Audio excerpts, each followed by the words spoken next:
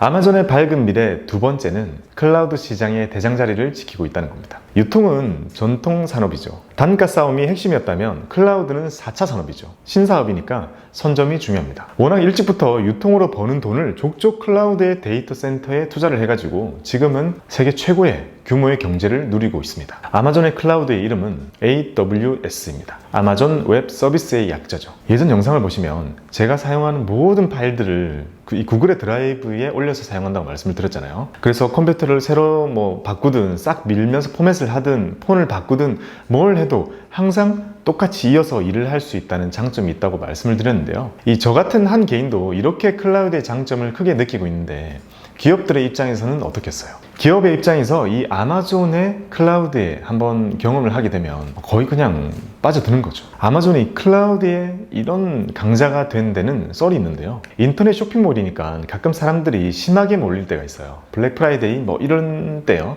그때 서버가 계속 다운되니까 그걸 막기 위해서 엄청나게 큰 돈을 들여가지고 잠실 경기장만한 데이터 센터를 지었다고 합니다. 이제 사람들이 확 몰려도 다운되지 않는 거죠. 근데 문제는 그 외에 평소 때는 이게 너무 남아 도는 거예요. 맛집도 그렇잖아요. 주말에는 끝없이 줄을 서지만 평일에는 널널하죠. 그래서 이 남는 서버를 다른 기업들한테 돈을 주고 빌려주기 시작했는데 이게 너무 잘 됐다고 합니다. 그래서 아마존 자연스럽게 와, 이게 정말 대단한 산업이 되겠군 하면서 투자를 했다고 합니다. 이런 썰에 대해서는 아마존이 공식적으로 밝힌 건 이거 다 루머고 자신들은 체계적으로 기획을 하고 진출한 거다, 이렇게 얘기를 하고 있죠. 클라우드는 워낙 돈이 많이 들기 때문에 정말 큰 기업들만 진출이 가능한 시장이고 지금은 아마존의 AWS, 마이크로소프트의 애저, 구글의 구글 클라우드, 이런 강자들이 경쟁하고 있습니다. AWS는 이 용량은 정말 남아도는데 연결성이 좀 부족하고요. 이 애저는 고객사는 많은데 용량이 부족하고요. 구글 클라우드는 확장성은 좋은데 이 대기업들의 대응이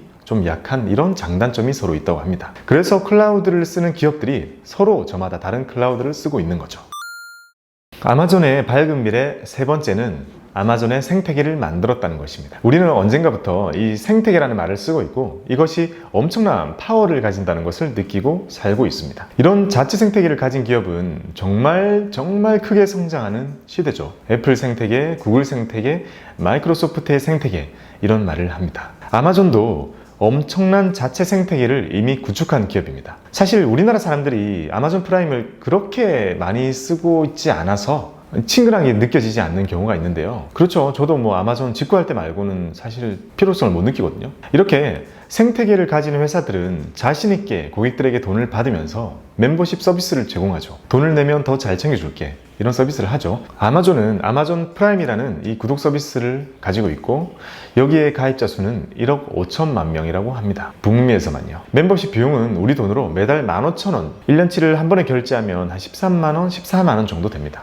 우선 저만 해도 매달 폰요금 4만원, 인터넷 3만원, BTV 만원, 넷플릭스 15,000원, 멜론 8,000원, 구글 클라우드 몇천원, 아이클라우드 몇천원, 오도비만 해도 구독료 6만원 계속 늘어납니다. 이건 구독료를 내기 위해 사는 것 같다는 생각이 들기도 해요. 아마존 프라임은 매달 15,000원을 내고 가입을 하면 우리가 필요로 하는 상당히 많은 걸 한 번에 다 해줍니다. 특히 북미나 유럽에서는 정말 거부할 수 없는 혜택을 많이 줍니다. 우선 훨씬 빠르게 배송해 주고요. 무료로 영화도 주고 음악도 주고 클라우드 공간도 주고 다 줍니다. 아마존 프라임에 가입되어 있는 사람들은 이런 스마트 스피커인 이 에코를 쓰면 그 효율성도 정말 좋다고 해요. 저도 안 써봐서 모르겠는데요.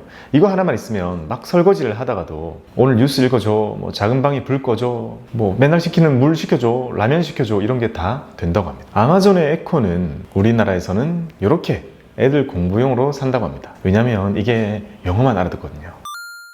아마존의 밝은 미래 네 번째는 헬스케어 사업을 잘 준비하고 있다는 것입니다. 아마존은 유통킹, 클라우드 킹이 되고 나서 워낙 많은 신사업들을 하고 있는데요. 이걸 다 말씀드리기는 어려울 것 같고 그 중에 이 헬스케어 사업 쪽이 큰 기대를 모으고 있습니다. 이 의약품의 시장은 시간이 갈수록 진료는 원격으로 하고 약은 배송받는 그런 식으로 진화를 할 거라고 예상을 하는데요. 헬스케어 시장은 이런 온라인 쇼핑몰 시장보다도 크기가 6배 넘게 큰 시장이라고 합니다. 그만큼 어마어마하게 큰 시장인데 진짜 우리가 원격으로 진료받고 약을 배송받는 시대가 온다면 그때가 되면 약을 잘 만드는 회사가 아니라 배송에서 유리한 아마존이 이 헬스케어 산업을 휘어잡을 수 있다고 기대를 하는 거죠. 예를 들면 그런 거랑 비슷한 것 같아요. 이 전기차가 시작되고 나서 전통적인 자동차를 만드는 GM이나 포드 같은 회사들보다 뭐 테슬라나 LG화학이나 뭐 삼성이나 이런 배터리를 만들거나 IT를 하는 회사들의 기업이 더 주목받고 막 중요성이 커지는 것처럼 말이죠. 약을 만드는 기술보다는 진단하는 기술과 그리고 배송하는 과정, 이런 것들이 더 중요해지지 않을까 기대해 볼 수 있는 거죠. 특히 에코 같은 스피커가 집에 있다고 한다면, 또 아마존 프라임에 가입되어 있다면 엄청 자주 시켜야 되는 약 주문도 정말 쉬워지겠죠. 그 정도로 만약에 편해진다면 그 어떤 것도 따라가지 못하지 않을까요? 이번에는 아마존의 어두운 미래입니다. 첫 번째는 끊임없이 따라다니는 독점 이슈입니다. 아마존은 커도 너무 커가지고 아마존을 공기업으로 만들고자 하는 주장이 나올 정도입니다. 이게 황당하게 그냥 하는 말이 아니라 생각보다 진지해요. 이런 말이 있습니다. 아마존이 들어오면 그 산업은 정리된다. 커도 너무너무 큰 기업이기 때문에 아마존이 진출하면 기존의 업계들이 거의 망해버리는 겁니다. 전자상거래가 아니라 전혀 상관없어 보이는 다른 산업에도 아마존은 들어갈 수 있거든요. 고객이 이미 있기 때문에. 그래서 다들 긴장하고 경계할 수밖에 없는 존재가 아마존이죠. 대표적인 예로 장난감 가게 토이저러스가 아마존 때문에 파산을 했는데요.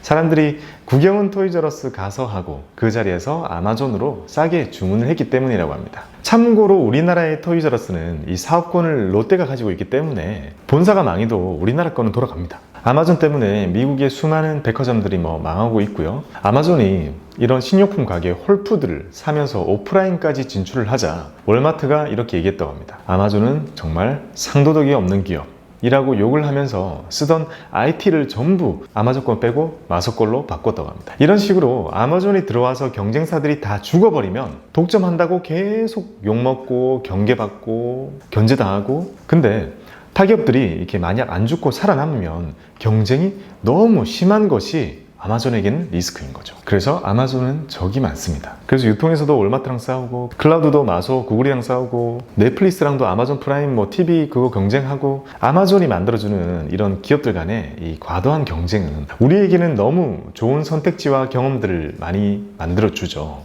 그래서 좋은데, 주주 입장에서는 너무 적이 많고 견제 많이 당하고 맨날 독점이라고 하는 것은 상당히 불편한 부분이죠. 아마존의 어두운 미래 두 번째는 과거처럼 또 하드웨어에 집착할 수 있다는 리스크입니다. 많은 소프트웨어 기업들이 이런 경험을 가지고 있죠. 마이크로소프트가 노키아 인수했다가 휘청하고 구글이 모토로라 인수했다가 휘청한 것처럼 아마존은 킨들이라는 전자책을 잘 만들었는데 이 스마트폰은 실패합니다. 제프 베이조스가 이 스마트폰은 파이어폰이라는 건데요. 정말 공들여서 만들었는데 그에게는 가장 큰 실패로 남아 있습니다. 이 파이어폰이 망한 것은 베이조스의 취향이 너무 많이 들어간 것 때문이라고 보통 생각해요. 아마존이 폰을 만들기 이전까지는 이 킨들이라는 전자책을 만들어 가지고요. 정말 싸게 우리한테 제공을 해줬어요. 그래서 많은 사람들이 이북으로 편하게 경험을 할 수 있었거든요. 그래서 폰이 나와도 엄청 싸게 보급해 주면서 좋은 경험을 줄 거라고 사람들이 믿고 있었습니다. 근데 반면에 막상 베이조스는 아이폰이 아닌 아마존 폰을 선택하도록 해야 한다고 생각해 가지고요. 사양을 더 높였고 가격도 더 높였고 이상한 신기술을 더 넣어야 된다고 집착을 한 거죠. 그래서 이런 망작이 나와버린 거죠. 근데 막상 이 과정에서 이걸 반대하거나 막을 수 있는 사람이 없었다고 합니다. 왜냐하면 아마존은 원래 이 베이조스랑 주주들이랑 항상 의견이 부딪히는 것이 전통이었으니까요. 베이조스가 무료 배송해야 된다 그러면 주주 안 된다 맨날 싸우고, 베이조스가 클라우드 하겠다 이러면 그건 또 뭐냐 맨날 싸우고, 근데 그런 것들이 모두 잘 되었기 때문에 아무도 베이조스를 반대를 못했다고 합니다. 근데 딱 하필 안 말렸더니 이런 폰에서 망해버린 거예요. 파이어폰은 이 7개월 만에 시장에서 실패로 끝났다고 거의 결론이 나고요. 앞으로 또 그럴지 안 그럴지는 모르겠지만 이렇게 큰 IT 경영기업들이 갑자기 하드웨어 한다고 그러면 저는 그걸 기대 눈으로 보기보다는 주주로서 매우 경계하는 눈으로 봐야 한다고 생각해요. 과거부터 지금까지 많은 예들을 보면 보통 이런 경우 잘 되는 경우가 별로 없거든요. 지금까지 아마존의 기업에 대한 기본적인 내용들을 훑어봤습니다. 워낙 하는 게 많은 기업이라서 정말 훑기만 해도 상당히 내용이 많았던 것 같네요. 여러분들의 지식이 아마존처럼 풍성해지셨으면 좋겠습니다. 여러분들의 성토를 기원합니다. 감사합니다.